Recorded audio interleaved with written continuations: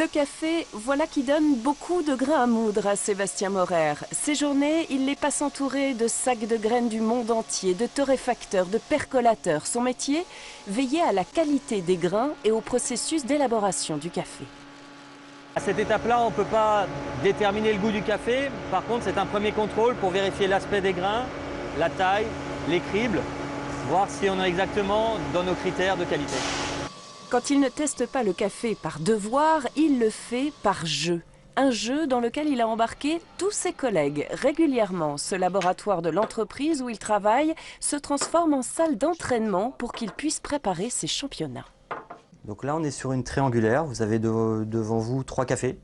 2 sont strictement identiques, un est légèrement différent. À nous, en goûtant, en sentant, de déterminer quel est le café intrus, le café différent des 2 autres.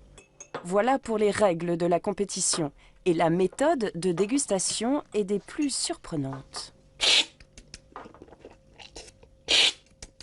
Le jour du concours, Sébastien Maurer aura ainsi 8 séries de 3 tasses à goûter, 8 intrus à retrouver, et ce, le plus vite possible. Ah, c'est une erreur. L'Alsacien connaît bien l'exercice. Champion de France en titre, il a déjà participé aux mondiaux où il a échoué en quart de finale. Mais cette année, ses collaborateurs ont confiance en son palais hors du commun. Des qualités de perception, d'analyse, de reconnaissance d'arômes, de sensations, de subtilité absolument extraordinaires que tout le monde ne peut pas avoir, tout simplement. Mais le don ne suffit pas pour décrocher le titre. D'ici le jour J, Sébastien Maurer va s'entraîner parfois plusieurs fois par jour. Mieux vaut donc cracher, au risque sinon d'être très énervé.